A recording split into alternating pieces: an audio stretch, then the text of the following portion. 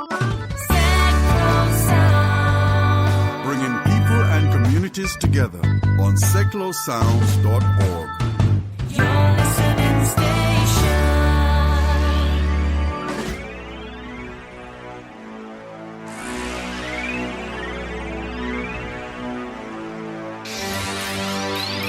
This is Seclo Sounds. Steve Whitten here with UK Astronomy. How are you this week? And we've got Ross with us, as usual, who's the founder of UK Astronomy. How are you doing, Ross? Fantastic, really good. Good. As always. Yeah. Sun is out. That's good, yeah, exactly. It's, well, if you're listening to a repeat, it's September 2016. And we're going to be talking specifically this week about radio signals from space. There's been a lot of stuff going on in the news and on your Facebook group and various sort of bits around Twitter and stuff around what's happening with that. So just give us a quick overview then, Ross. What's happening?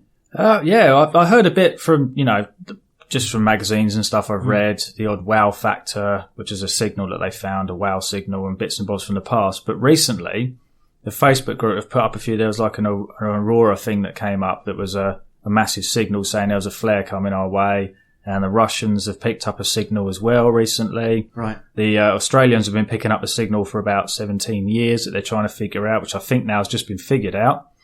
And also there was a sun, I think it might have been last year, but it's been going over the year, where they'd actually seen something transiting the sun a few times, and they were thinking, that's not a planet. It's too, it's too odd to be anything else. And there's actually a lot of speculation about it's always aliens. Yeah. But yeah, there's alien signals coming from space that we don't really know what there is. And the Facebook group has had quite a lot of talking on there about it and blogging. So I thought, why not put it all together and try and see if we can explain it and chat about it and find some stuff out. Yeah, brilliant. Absolutely. Okay, cool. Well, I tell you what, let's have a quick burst of some music as a radio burst, and we'll come back and talk some more.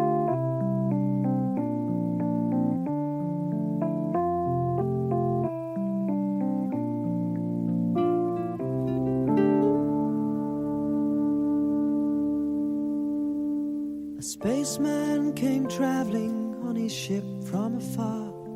'Twas light years of time since his mission did start, and over a village he halted his craft, and it hung in the sky like a star, just like a star. He followed a light and came down to a shed where a mother and child were lying there on a bed. A bright light of silver shone round his head, and he had the face of an angel, and they were afraid. Then the stranger spoke. He said, "Do not fear. I come from a planet a long way from here, and I bring a message for mankind to hear." Suddenly the sweetest music filled the air, and it went la la la la la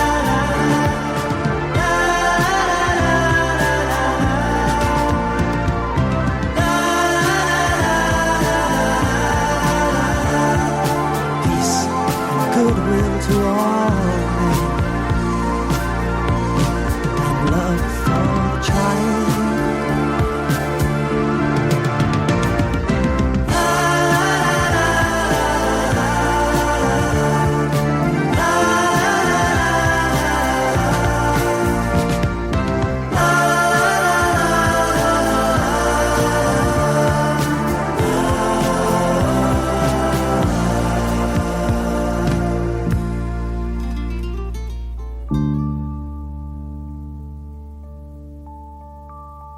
This lovely music went trembling through the ground, and many were wakened on hearing that sound.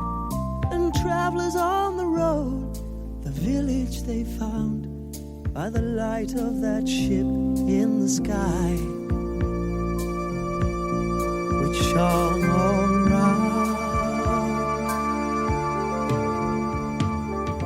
just before dawn, at the paling of the sky, a stranger returned and said, now I must fly.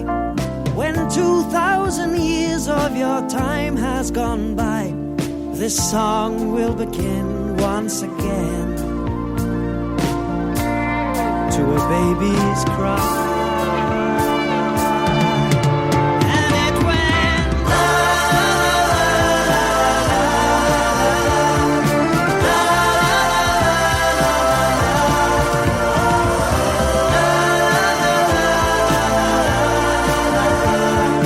peace, goodwill to all,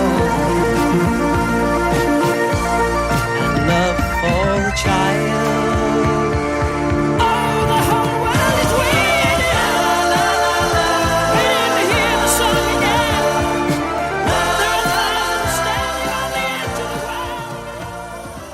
So, welcome back. Meteor Mick, thank you for that piece of music. Meteor Mick's with us again. Hello. Hello. There he is. As dynamic as ever. Yes. He's doing all the techie bit in the background. He's doing the radio burst stuff, and we're doing the talking. So I try my best at best. Oh dear, get the paper out. Dear. Oh. Right, microphone being turned down as we speak. Turned right off, unplugged. Okay, so Ross, we are having a conversation here about radio signals. And obviously, there's a lot of technology being developed and evolving, I was going to say, whatever that word comes out to. Developing and evolving. There's lots and lots of technology. We're all on the internet these days. There's lots of telescopes and satellites and bits and pieces. So I guess it's no wonder then that there's stuff being picked up. There's radio signals and, things happening, and people now are starting to go, well, what is that? In a different way than they would have done maybe even 10 years ago. Yeah, well, there's tons of technology, isn't there? From what I've read, radio telescopes, I didn't really know anything about. I went to Eastbourne once where they had some radio telescope guys there as there was a meteor shower going on, and they said that they could show the blips on it where meteors were burning up over France and things like that they were picking up. But apart from that, I don't really know anything about them. So I've had to research and kind of read up on stuff and find out. Really, I needed to know what a radio telescope's used for. Yeah. So that was my first protocol. So from what I kind of read, they pick up the radio frequency, which is part of the electromagnetic spectrum. Wow. So there's a whole spectrum there of, visible light, X-rays, radio waves, microwaves, all this stuff coming from space and us and the sun. And it picks up just that small part of it. So this is the stuff you can't see by eye or with an optical telescope then, of course. Yeah, no, you can't see anything at all. With us, because our sun gives off mostly visible light, doesn't it? So we've evolved to receive and turn that light into what we see today. So as I put here, what we actually see, the colours we see and things like that aren't actually the colours of the object. It's actually the colours that the object does not absorb. So if you see a green plant, it's actually, it can't absorb the colour green. Yeah. So it actually throws it back out or reflects it, and we see it as green. So nothing is really the colour we see it as. Bit of a mind bender there. That's profound, Mick. Yeah. Too profound for me, that one. But the sun gives off many other waves other than light, and one of them happens to be radio. So we can pick it up from that, and we can pick it up from many other things. So is radio waves distinct from sound waves then? Is that... Yeah, I'm not quite sure how, right? But we can't pick them up, can we? We can pick up sound waves because our ears will turn it's pretty much a vibration, isn't it? Yeah. And when we turn it into sound. So for some reason, radio waves, I think they're quite weak, aren't they? I think they might be weaker than other things. So that's why our bodies haven't evolved to pick them up, to see them, because it's easier to see and hear. Gives us a lot more, to go on than the weak radio waves, so we get more out of it. I think radio waves are like electromagnetic, but sound waves, it's the air vibrating rather than electromagnetic. So we can hear sound, but we can't hear the electromagnetic stuff. Yeah. I imagine there are probably some animals out there that do use, other senses. I mean, we know birds fly, don't they, using geomagnetic? That's right. Yeah, of the Earth. So there are other senses out there, like thermal. Snakes can use thermal, so they can see heat, whereas we can't. And it all aids, whatever it is they're doing, like hunting and things like that. But for us, sight and sound seem to be the main things in our evolution. We're reliant on, yeah. So radio telescopes are really big. They have to have a huge dish. They have an antennae and a radio receiver because the radio is so weak, sort of the wave that you get from it. They're mostly used to communicate and track satellites. They also pick up signals from space. Oh. So that's a little off thing. And the great thing about them, as opposed to optical telescopes, which you have to use at night, you can use them during the day. Because light doesn't, being bright and light doesn't affect them. So you can do radio astronomy, I'm guessing, during the day. Right. So they can play around with them. So what do radio waves come from? Everything, pretty much. They come from stars, nebula, galaxies, meteors as they burn up in the atmosphere. They all they give off these waves. Like, most of it seems to be with like heat and light. So it comes off from stars and things. So, but as I said, it's quite weak because they're very far away. So they are prone to be sort of interfered with, shall I say. Right. Because, they have to be in a low populated area. Yeah. Because otherwise things like cars, TVs, radio from set close sounds can affect them, like radar does as well. So really, there's so many things, especially this day and age, there's so many things out there that can affect them. How do you know that you're actually seeing, the weak thing from maybe a pulsar out there, which is a spinning laser sun? Wasn't there a microwave oven incident? There was, yeah. Yeah, this is luckily it wasn't UK. It was our brothers, Australians. That's what happens. the other side of the pond, as they say. In the colonies, yeah. And funnily enough, they've been baffled by strange signals for 17 years.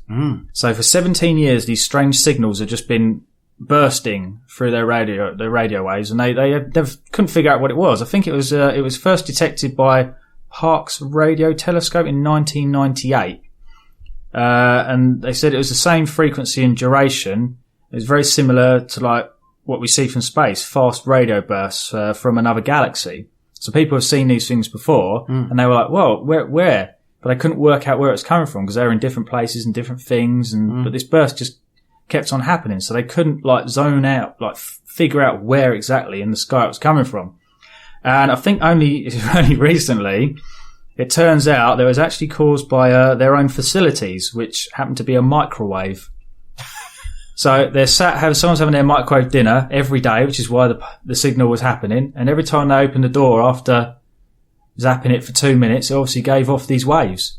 And it was picked up by their scope and then baffled them for years and years. And if you look, there's probably conspiracies all about aliens and all this sort of thing. Because they probably would have just kept ploughing money into investigating where this was coming from. Well, yeah, think about it. It's a signal. They have no idea where it's coming from. Yeah. And I think I read that it was a lady went there to figure it out, and she just noticed that people having their lunch within the facility. Yeah. It was exactly the same time as these bursts happened.